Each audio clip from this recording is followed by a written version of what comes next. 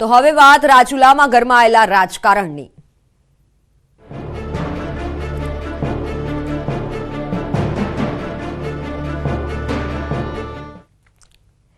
અમરેલી રાજુલા ભાજપના પ્રદેશ પ્રમુખ સી.આર. પાટીલના કાર્યક્રમને લઈને હવે રાજકારણ ગરમાયું છે. કોંગ્રેસ નેતા ટેકુ વરુ અને પૂર્વ ધારાસભ્ય અમરીશ ડેર આમને સામને આવી ગયા છે. અમરીશ ડેર દ્વારા સમર્થકો કાર્યકરોને સી.આર. પાટીલના કાર્યક્રમમાં ઉપસ્થિત રહેવા માટે અપીલ કરાઈ છે અને બીજી તરફ અમરેલી જિલ્લા કોંગ્રેસ ઉપપ્રમુખ ટેકુ વરુએ પ્રતિક્રિયા આપતા કહ્યું કે કોંગ્રેસના કોઈ કાર્યકર્તા ભાજપના કાર્યક્રમમાં હાજરી નહીં આપે. 6 તારીખે સવારે 10 વાગે રાજુલા ખાતે આવવા માટેનો સમય આપ્યો છે. તો રાજુલા જાફરાબાદ ખાંભા મત વિસ્તારના કોંગ્રેસ પક્ષના મિત્રો જે આપણી સાથે જોડાયેલા હતા એ બધાને મળવા માટે અને અમુક મિત્રોને જોડાવા માટે હું આમંત્રણ પાઠવી રહ્યો છું. એક પણ પ્રકારનો ફોર્સ કોઈ મિત્રો કોઈ કાર્યકર્તાઓને નથી, કારણ કે જ્યાં રહ્યા છીએ ત્યાં ખૂબ નજીકના સંબંધોથી અને બધા જ મિત્રોને કાર્યકર્તાઓને પરસ્પર સ્વતંત્રતા સાથે રહ્યા છીએ. કોઈ મિત્રોને ફોર્સ નથી જોડાવા માટે.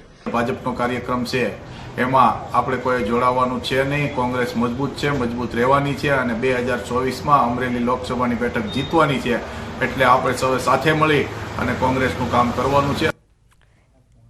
તો અમરેલી જિલ્લામાં આજે કોંગ્રેસમાં ભૂકંપ સર્જાશે. સી.આર. પાટીલની ઉપસ્થિતિમાં જિલ્લા પંચાયતના સભ્યો સહિત અનેક સંગઠનના હોદ્દેદારો કેસરીઓ ધારણ કરી શકે છે.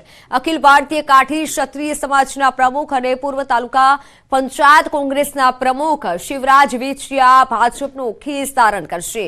અમરેલી જિલ્લા પંચાયતના વિરોધ પક્ષના નેતા અને અખિલ ભારતીય ઓબીસી સમાજના કાર્યકારી અધ્યક્ષ પ્રતભાત કોઠીવાલ કોંગ્રેસને અલવિદા કરી ભાજપમાં જોડાશે. જિલ્લા પંચાયતના સદસ્ય રાણેશ્રીબેન લાખનોત્રા, ચેડી કાછડ, ઉપેન્દ્ર બોરીસાગર સહિતના સભ્યો સહિત અનેક હોદ્દેદારો પણ ભાજપનો ખેસ ધારણ કરશે.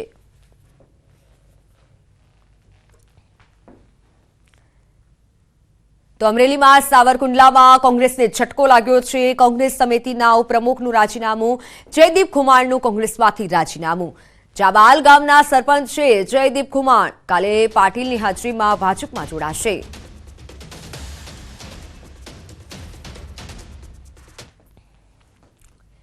રાહુલ ગાંધીની યાત્રા પહેલા ફરીથી દાહોદ કોંગ્રેસમાં ભડકો જોવા મળ્યો છે.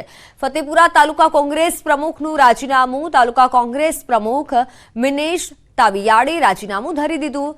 દાહોદ જિલ્લા કોંગ્રેસ પ્રમુખને રાજીનામું સોંપ્યું. પાર્ટીમાં અવગણના થતી હોય તેના પગલે રાજીનામું આપ્યું. આવનારા સમયમાં હજી રાજીનામા પડે તેવી શક્યતા છે.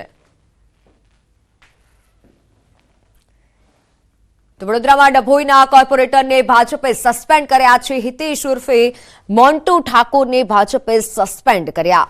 વિદેશી દારૂના કેસમાં નામ ખુલ્યું હતું. જિલ્લા પ્રમુખ સતીશ પટેલે કાર્યવાહી કરી છે. 2 દિવસ પહેલા એસએમસીએ રેડ કરી હતી. કોર્પોરેટર મોન્ટુ ઠાકોરનો વિડીયો દારૂ ઝડપાયો હતો અને જેથી મોન્ટુ ઠાકોરને ઝડપી પાડવામાં આવ્યા. મુખ્યમંત્રી ભૂપેન્દ્ર પટેલે કચ્છમાં 1000 કરોડના વિકાસ કાર્યોનું ઈ-લોકાર્પણ તથા ભૂમિપૂજન કર્યું છે. મુખ્યમંત્રીએ ભુજ ભચાઉ એકલ ભામણકા રોડનું ભૂમિપૂજન કર્યું છે. ભચાઉના સિકર ખાતે યોજાયેલા કાર્યક્રમમાં પ્રભારી મંત્રી પ્રફુલ્લ પાનસેરિયા, સાંસદ વિનોદ ચાવડા, ધારાસભ્યો સહિત મહાનુભાવો ઉપસ્થિત રહ્યા.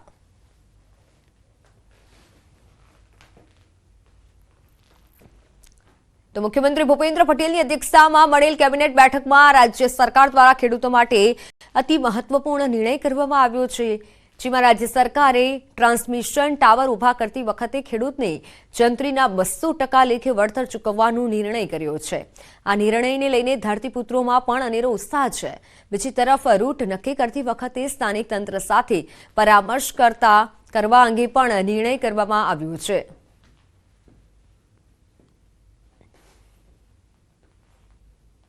ટ્રાન્સમિશન લાઇન કે ટ્રાન્સમિશન ટાવર ઊભા કરતી વખતે ખેડૂતોની જમીન, પાક, ફળાઉ ઝાડને નુકસાન વળતરની અંદર બીજી વાર આપણે વધારો કર્યો છે. 17માં વધારો કર્યો તો એના પછી 21માં વધારો કર્યો અને આ વખતે ટ્રાન્સમિશન ટાવર ઊભા કરતી સમયે નુકસાન સામે સરકારની જે પ્રવર્તમાન જંત્રી છે એના દરોમાં 200% લેખે વળતર ચૂકવાશે. હવે માનો કે કોઈ ખેતર હોય અને લાઈન સીધી હોય અને બાજુમાં કોઈ ગૌચર અથવા તો ખરાબાની જમીન હોય તો એને વળાંક આપી અને ખરાબાની જમીન અથવા તો ગૌચરની અંદરથી પહેલા પસાર કરવી, ભલે ટ્રાન્સમિશન લાઇનનો ખર્ચો વધી જાય